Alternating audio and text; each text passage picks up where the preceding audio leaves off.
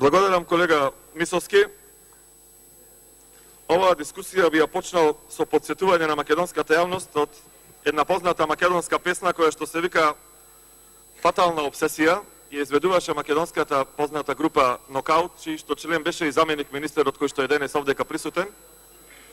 И сакам да знае македонската јавност дека оваа влада овие 3,5 години има фатална обсесија законите во собрание да ги пушта или со европско знаменце, или по скратена постапка, и што е основно во секој начин да се прекрши деловникот. Еве што се случи конкретно со овој закон. 23-та точка, дополнет предлог на закон за енергетска ефикасност. Нормално би било ваков закон да се дискутира на Комисија за економија. Ама бидејќи така почна и ова собрание да функционира овие 3,5 години, се е однопако. Има една комисија која што се вика Комисија за европски прашања и таа се занимава со проблематиката од здравството. Таа знае дали треба да се увезува или извезува марихуана, закон за употреба на јазици, двојазичност, тројазичност, транспорт и врски. И може би во иднина, ако продолжат овие средбиве со Жан Моне, да се редуцираат сите комисии и да постои само оваа од Артан Груби. На таа комисија некни имавме чест да биде присутен и министерот, ама само 3 минути. И разгледавме само 3 од 15 амандмани кои што за волја на вистината беа прифатени. И искористувајќи ја деловничката можност, председателот, како и обично од тогаш, многу се нанервира, ја прекина комисијата и не ја даде можност ниту на пратениците од ВМРО ДПМН, ниту на пратениците од позицијата кои што имаа конструктивни забелешки, наредните 2 дена да дискутираме за ова катастрофално лошо законско решение. За жал, почитувана македонска јавност, вака функционира собрание на овие 3,5 години, но имало спас. Се распуштаме за неколку дена и оваа временска машина која што ни ја конструираше владата на Социјалдемократскиот сојуз, а временска машина исто е песна од Нокаут, ќе заврши за кратко зариба. Може да работи уште само 7 дена, бидејќи граѓаните не сакаат напразно да се возат во временска и просторна утопија. Оваа влада им го овозможува само тоа. Ние се возиме со временска машина во просторна и временска утопија. И само си се залажуваме, почитувана македонска јавност. Сега овие кои што се на прав пат, им текна последните секунди да предложат закон за енергетска ефикасност. 36 месеци не се најде маш во владата, ниту заменик министер, ни министер, ни пратеник, да каже која фирма последниве 3 години најмногу увезувала кокс и го користела во своите капацитети. Поточно тулани, фабрики за производство на цигли.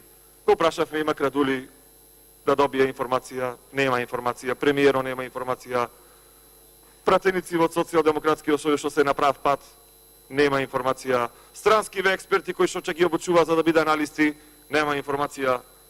Еве денеска, за волја на вистината, излезе секретарот на ВМРО ДПМН, Игор Јанушев, и вика вака: 5 од 9 компании кои работат со нафтен кокс се на фамилијата на Заеви. Ја не знам ова дали е точно. Ама добро е заменик министеров да ни каже дали ова шпекулација, лага, фейк ньюс, како е, шо е, не знаеме. И ја не верувам, дури не видам. Ама треба, затоа земаат плата министриве, да ни објаснат. Јанушев лажи. Или пак да кажеме вистината. После 3,5 години, денеска Игор Јанушев ја кажа вистината. Овие се фирмите кои што увезувале кокс. Ама битно вие се грижите за здравјето на граѓаните. Битно одделивте 10 милиони евра за да поделите клими, за заштита на животната средина. Ама заборавате дека со тоа го поттикнувате трошењето и производството на струја. За ние да произведиме струја, ни требаат суровини. Суровина е јагленот, од рек Битола или од Осломи Кичево. Како тогаш промовираме енергетска ефикасност, заштита на животна средина, кога мотивираме субвенционирање на инвертер клими? Тоа едното со другото е контрадикторно. Контрадикторно. Сите мерки кои што вие досега ги предложивте се контрадикторни едни со други. Буквално сите. И затоа брзате 85 закони по скратена поставка во понеделник, уште 95 по закони по скратена поставка во вторник.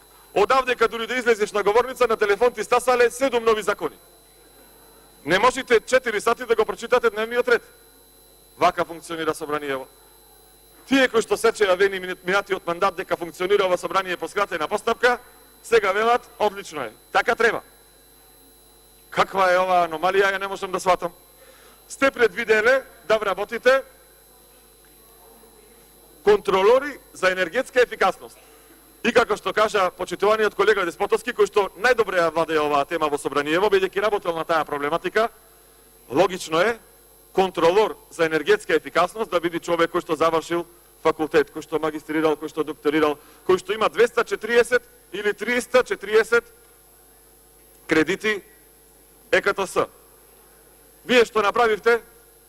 Контролори енергетски со 8 одделение.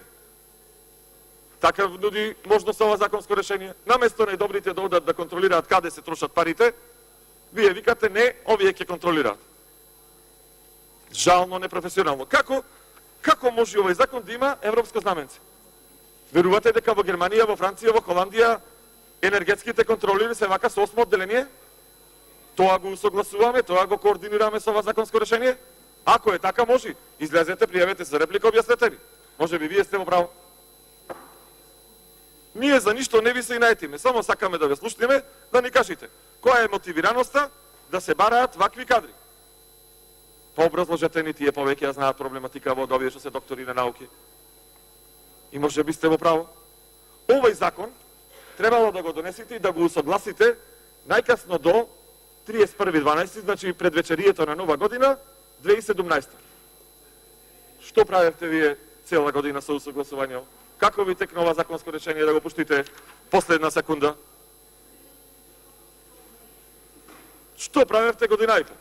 Ги броевте инвеститорите, отворавте нови технолошки индустријски развојни зони, новите вработувања 50.000 во администрација ги броевте. Не можете да ги доброите. Не можете да ги доброите. Срамота. Се штанцаат закони со европски знамења. Еве, и 28 точка, 29 точка, целосна злоупотреба. Мене едно ме боли. Ова што го правите го гледа Европската унија. Оваа злоупотреба ја гледаат и францускиот, германскиот, австрискиот амбасадор. Сета среќа што има едно универзално европско знаменце, иначе знаменцата ќе ги сгрешевте. Австриско со летонско, француско со холандско. Ки нешто направите тоа? Хаос тотален. Арно што има Европска унија свое знаменце, па колку толку го гаѓате. Е така функционира почитувана македонска јавност оваа влада. И ова законско решение нема да ги исполни очекувањата ниту на тие што ги предлагале. Ниту тие што очекуваат инвертери нема да ги добијаат. Дури во јули онаму, кога ќе биде најжешко ќе добијаат инвертери за дома. Со оваа влада. Жителите на Кичево, жителите на Битола, жителите на Скопје и на Тетово. Овие други нека се трујаат, супер. Ама списоците партиски се направени, се знае кој треба да аплицира за да добие инвертер клима. Тоа е факт. Замислете, на Могила и на Новаци не му давате пари за инвертер клими, му давате на Битола. А рек Битола таму. Ама знаете каква е состојбата на терен во Битола, јај се викате барем со 1000 клими, некој ќе подкупиме предизборно. Исто како вчера што ви текна, сега на администрацијава ќе му давале К15 на заминување. Сега може да му ветите и на обештетување за пензија по 100.000 евра сите да добијат од пензионерите. Ама затоа појќе никој не ви верува. Со вашите проекции в година буџетот треба да биде 11 милиарди. Не 4, 11. Кога ќе се броите постапките и поветувањата, 11 милиарди. Треба 700 страни да има буџетот овде, како ќе го носат новите пратеници. Затоа уште еднаш морам да констатирам дека навистина сите и енергетски политики, и економски политики, и здравствени, и образовни политики ви се тотално грешки. Никој да не очекува дека ова законско решение ќе ги подобри условите за живот во Македонија. Ама буквално никој. И уште еднаш ќе повторам, сета среќа што имаме уште како парламентарен состав 6 ефективни работни денови и овој кошмар ќе заврши. Ви благодарам. Благодарам. Реплика пратеник од Тацески Костадин, повелете. Бе, коки типот.